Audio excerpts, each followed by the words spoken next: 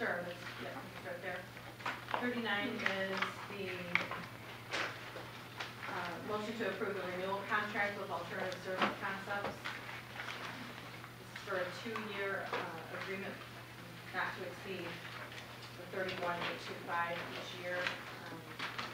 Alternative Service Concepts is our third-party administrator for all the risk management claims, so for general liability, property, auto, law enforcement, employment, civil rights, EEOC, anything that falls under the umbrella. They don't do workers' comp.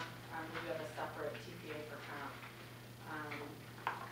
But once again, we had Nickel Saph go out to the market and find alternatives to our current provider. ASU, Broadspire, they also, I think for the past 3 years, have consistently, we've looked at those TPAs as well. From a service standpoint, we are pleased with the service that we get from Alternative Service Concepts. Dan Garrison works directly with us on all of our claims, which is excellent follow-through, and manages the claims fairly quickly. She has worked through us, for the past, I think she's been here since 11. I didn't really, well, Pam, yeah. We've been at ASC for a while, but since then, but yeah, Pam's been here since 11. So pretty much any of the incident reports that are filled out for the city, she handles. She coordinates all the communications with the claimants, denials. She also works with them to get in any of the necessary paperwork or quotes or anything they need for their claim. She has a high salary. She has, yes. She also works with the attorneys each month for the legal billing. She helps us manage those claims while they are under the self-insured retention.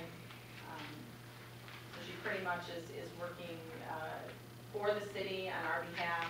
Obviously, work with us to give us suggestions and ideas on how to improve processes.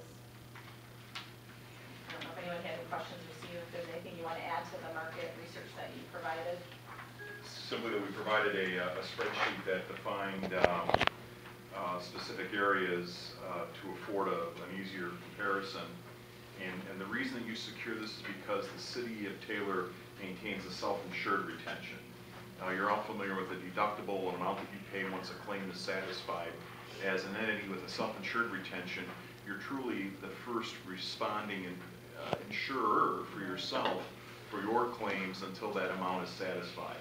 That amount for all claims, with the exception of law enforcement, is $50,000, and law enforcement is currently $100,000. So ASC administers that file. Sheila explained in great detail what is occurring for that service for the city. The only thing I'd add to that too is that she communicates and works with the insurance company, making sure there's appropriate and proper notice when a claim may exceed that retention and become an active file with the insurance company. We provide her with a copy of the city's insurance policies, so she's aware of the terms and conditions. So there's a seamless process between the city, Pam, and the insurance company. And it is, just so you know, it is an amount not to exceed. For last year's fiscal year, we spent about $29,000 with ASC. So it could fall under that amount. Once again, they're doing an estimation based on what our average of claims has been over a 2 to 3 year period.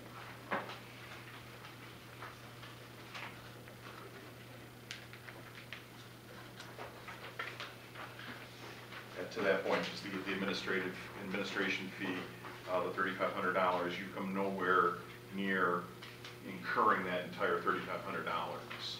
So that in itself is one area that is capped, but the actual expenses that the city has generated from a historic standpoint haven't eroded through that limit or that amount.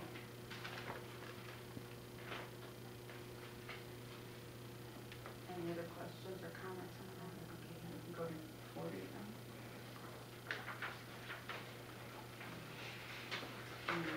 Item 40 is the annual policy to, for our judicial, for our judges, I should say, for, the judges are in a unique position. They do require an additional policy when they sit on the bench, and obviously, I'll let Steve speak to this as well, but at one time, we had individual policies on each of the judges, which also required us to get individual policies on the visiting judges as well. And those policies, I think they were around 2,100. They were approximately, I think, close to 15 I'm sorry, 15. on an annual basis per judge.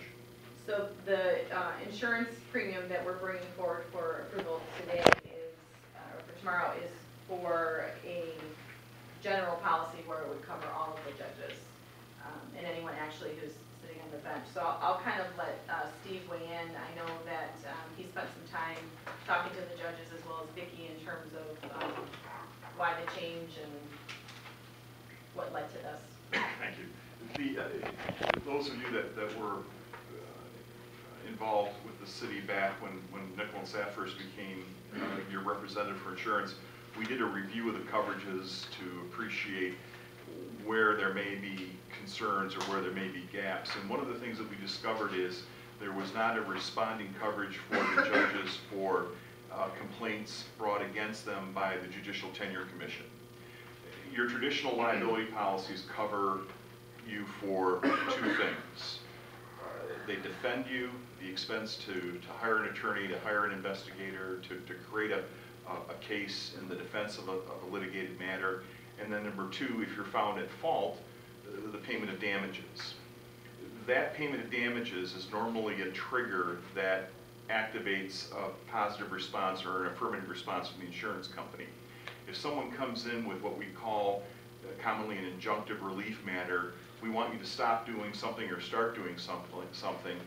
We don't want any money, we don't want damages, we want action, or we want an action to stop. An insurance company's response normally is no coverage. Unless there's a demand for damages, a liability policy does not respond. Judges fall into an area where if a complaint is made by a member of the bar or someone from the public, it goes to the state of Michigan. The state of Michigan operates their Judicial Tenure Commission. They review complaints, and they have the ability to call a judge before them to investigate a matter, and if need be, issue sanctions. They can remove somebody from the bench, they can dock their pay, there's a couple of things they can do, but what they can't do is they can't demand the payment of damages. So traditional insurance policies don't cover those expenses. So the concern was that coverage was available out in the marketplace for this Judicial Tenure Commission reimbursement, and we were directed to go out and seek coverage. We did so and secured individual policies for Judge Sutherland and Judge Casita and Sullivan. just two. There was Only one Sullivan. for Casita too, because he was actually a good Slated? No, Nicita didn't take Oh, one he didn't. at first. There was just the two. Okay. And now Sutherland is retired, Correct. but then has come back as a visiting judge. So the concern was he wanted to maintain or have the availability of this coverage. So we maintained his individual policy, sold a new policy for Judge Slavin, who is newly elected to the bench. Vicki comes back to us and says, we've got a couple of people here. Well, it turned out the carrier was going to be charging the exact same amount whether you were a full-time elected judge or you were a visiting judge that came in maybe a couple of times a month to assist. So we went back to the carrier and said, well, what alternatives do we have here? And we came up with the creation of this common policy. So now instead of having an individual policy in the name of each judge for the $1,500 a year, we're recircling and creating a policy in the name of the 23rd District Court covering all the judges and magistrates for an annualized premium of $4,191. The dollar amount that's before you, $2,000.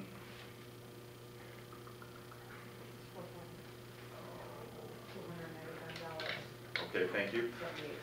That amount reflects the fact that what we've done is we've canceled the individual policies midterm, we've taken the unearned premium, applied it to the open balance, and this is the remaining balance. So going forward, this common policy will have a July 1 effective date from here on out. So I actually put the full value of the policy on there for the annual basis. And then Okay. obviously behind the scenes, we'll get the credit back from individual policies. But for Correct. your approval purposes, I put the full amount on the policy. At $29,3357 versus the full term premium, $4,295.78. Applying the appropriate cancellation credit, the balance through July 2016 would be $2,933.57. So we won't be going back and forth now with Vicki saying, oh, we've got a new visiting judge, or someone else has been elected to the bench. We just have the common policy and it's done.